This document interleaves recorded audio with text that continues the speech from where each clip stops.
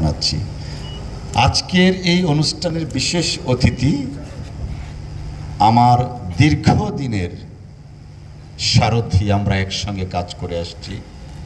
আর সবচেয়ে বড় কথা, উনি যখন ছাত্র রাজনীতি করতেন অনেকেই জানতেন না। সেই যখন তিনি একটা ইউনিট লেভেলের প্রেসিডেন্ট সেক্রেটারি ছিলেন, ওয়ার্ড লেভেলের প্রেসিডেন্ট সেক্রেটারি ছিলেন, আমি নিজেও জানতাম না উনি যে নেত্রকোনার সন্তান। পরবর্তীতে আল্লাহ ওনাকে অনেক বড় করছেন, ধীরে ধীরে আমরা জানছি। এখন আপনারাও টেলিভিশন বা মিডিয়ার মাধ্যমে দেখেন উনি সাঁতার কেটেছেন, সাঁতার কাটা শিখেছেন, সাইকেল চালানো শিখেছেন তার পৈতৃক ভূমি অর্থাৎ মোহনগঞ্জ। তো তিনি আমাদের নেত্রকোনা জেলার অত্যন্ত গর্বিত সন্তান। আর সচিব মহোদয় অত্যন্ত প্রাণবন্ত, সাংস্কৃতিক মনা একজন ব্যক্তিত্ব, চমৎকার বক্তব্য দেন। এবং আমি দেখলাম যারা যা বক্তব্য দিচ্ছিলেন প্রত্যেকের বক্তব্যের শানে নজুল তিনি নোট ডাউন করছিলেন। আমাদের যিনি ডিজি সাহেব আছেন অত্যন্ত টেকনিক্যাল, সাউন্ড অ্যান্ড এক্সপার্ট। আমাদের সাংবাদিক ভাইয়েরাও এখানে আছেন। আর যারা আমাদের দুর্গাপুরের পক্ষ থেকে আজকে বক্তব্য রেখেছেন প্রত্যেকের প্রতি আমি ধন্যবাদ জানাচ্ছি। বিশেষ করে বাংলাদেশ জাতীয়তাবাদী দল বিএনপি সভাপতি এবং জামাতে ইসলামের পৌর সভাপতি এবং জমিয়তে উলামা ইসলামের সভাপতি, আপনাকে সবাইকে আমি ধন্যবাদ জানাচ্ছি। শ্রেণী পেশার প্রত্যেকে এখানে উপস্থিত হয়েছেন। আমরা আসলে মহান মুক্তিযুদ্ধের মাধ্যমে যে বাংলাদেশ স্বপ্ন দেখেছিলাম, যে বাংলাদেশ চাই, আজকে এই দুর্গাপুরের শ্রেণী পেশা, শ্রেণী ধর্ম, বর্ণ, রাজনৈতিক সকলের একটা সেতুবন্ধন এখানে আমরা পেয়েছি। আজকে দেখেন মাননীয় প্রধানমন্ত্রী যে বাংলাদেশ চান, একটা অনুষ্ঠানে আমাদের রাজনৈতিক, উনি যে কথাটা বলেন, আমাদের রাজনৈতিক আদর্শ বা মতপার্থক্য থাকতে পারে কিন্তু দেশের স্বার্থে আমরা একসঙ্গে কাজ করব। আজকে কিন্তু এই দুর্গাপুরে আপনারা সেটা প্রমাণ করেছেন। আমাদের পার্শ্ববর্তী পূর্বধলা উপজেলা থেকে মাননীয় সংসদ সদস্য এখানে এসে উপস্থিত হয়েছেন, যদিও তিনি বিএনপির মনোনীত না, জামায়াতে ইসলামের মনোনীত একজন সংসদ সদস্য। তাকে আমরা স্বাগত জানাচ্ছি। আপনি একটু দাঁড়িয়ে সবার সাথে একটু পরিচিত হন।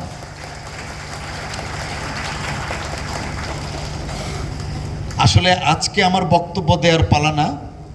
আমি নির্বাচনের আগে অনেকবার বলেছি যে এই দুর্গাপুর কলমাকান্দা একটা বাগান, এই বাগানের আমি একজন মালি হিসাবে কাজ করতে চাই। আমি কথা দিয়েছিলাম আপনাদেরকে যে নির্বাচনে যে সমস্ত কথাগুলো আমি বলছি প্রত্যেকটা কথা আমি বাস্তবায়ন করার সর্বোচ্চ চেষ্টা করব। এই যে বলেছিলাম বাস্তবায়ন করার চেষ্টা করব সর্বোচ্চ, আজকে এই বাস্তবায়ন করার চেষ্টার ফলশ্রুতি হচ্ছে আজকের এই অনুষ্ঠান।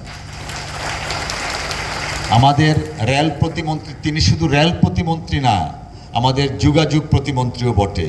তিনি বলেছেন 5টা ব্রিজের কথা, সেটাও ইনশাল্লাহ আলহামদুলিল্লাহ মাননীয় প্রধানমন্ত্রীর নির্দেশে একনেক বৈঠকে পাশ হয়েছে। এখন শুধু বাস্তবায়নের পালা।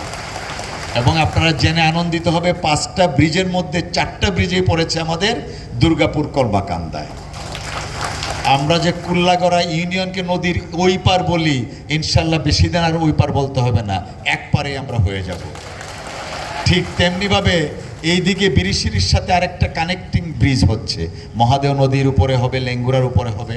এই যে কর্মযজ্ঞ বর্তমান সরকার মাননীয় প্রধানমন্ত্রীর নেতৃত্বে কাজ করে যাচ্ছেন, অবজেক্ট অর্থাৎ উদ্দেশ্য কিন্তু একটাই, সেটা হলো মানুষের জীবন মানের উন্নয়ন। আমাদের এই দুর্গাপুর কলমাকান্দা অবহেলিত একটা জায়গা, সকলেই আমরা বক্তৃতায় বলি, আসলে কার্যক্ষেত্রে দেখা যায়। আর না হলে সেই প্রথম বিশ্বযুদ্ধের পরপর জারিয়া পর্যন্ত রেল লাইন, অর্থাৎ 108 বছর যাবৎ আমরা রেল লাইন দেখি, রেল গাড়ি দেখি, কিন্তু আমাদের বাড়ির থেকে উঠতে পারি না। এই কারণেই তো অবহেলিত আমরা।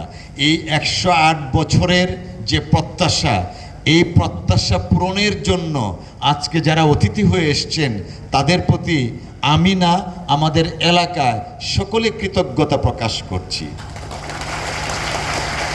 এই কৃতজ্ঞতাটা কি এত ছোট্ট হাততালির মাধ্যমে হয়? ধন্যবাদ।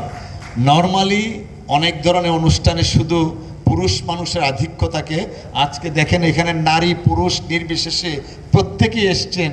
তাদের এই মনের আকুতি শুধুমাত্র এই প্রজন্মের না, 108 বছর যাবৎ যে দাবিটা আমাদের দুর্গাপুরের, সেই দাবিটার প্রতি সমর্থন জানানোর জন্য আসছেন। আর পাশাপাশি আজকে আমি জেলা এবং উপজেলা লেভেলের যারা সাংবাদিক ভাই বোনেরা আছেন তাদের প্রতি কৃতজ্ঞতা জানাচ্ছি। আপনারা আপনাদের লেখনের মাধ্যমে, আপনাদের তথ্যচিত্রের মাধ্যমে এই দুর্গাপুরের রেল তথা দুর্গাপুরের উন্নয়নের জন্য যে কাজগুলো আপনারা ফুটিয়ে তুলছেন, আপনাদের সকলের প্রতি আমি কৃতজ্ঞতা জানাচ্ছি, ধন্যবাদ জানাচ্ছি। আমি বক্তব্য প্রলম্বিত করব না, সবসময় আমি আপনাদের সাথে কথা বলি, বক্তব্য রাখি। আমি শুধু একটা কথা দিয়ে শেষ করব। আমি বলেছিলাম নির্বাচনের আগে শুধুমাত্র কানেক্টিভিটি না, জীবনমানের উন্নয়নের জন্য কাজ করব। আমি বলেছিলাম যেখানে মুসলমানের সংখ্যা বেশি সেখানে মসজিদ ভিত্তিক সমাজ ব্যবস্থা প্রতিষ্ঠা করার চেষ্টা করব, যেখানে খ্রিস্টান বেশি সেখানে গির্জা ভিত্তিক সমাজ ব্যবস্থা, এবং হিন্দু যেখানে বেশি সেখানে মন্দির ভিত্তিক সমাজ ব্যবস্থা। আমি যেন এই সমাজ ব্যবস্থা আপনাদের সকলকে নিয়ে কায়েম করতে পারি, সেই জন্য আমার জন্য দোয়া করবেন, আশীর্বাদ করবেন। পাশাপাশি আমরা আজকে যেভাবে সমস্ত রাজনৈতিক দল এক হয়েছি, ঠিক দেশের স্বার্থে আমরা মাননীয় প্রধানমন্ত্রীর নেতৃত্বে আগামীর সুন্দর বাংলাদেশ গড়ে তুলব, সকলে ঐক্যবদ্ধভাবে।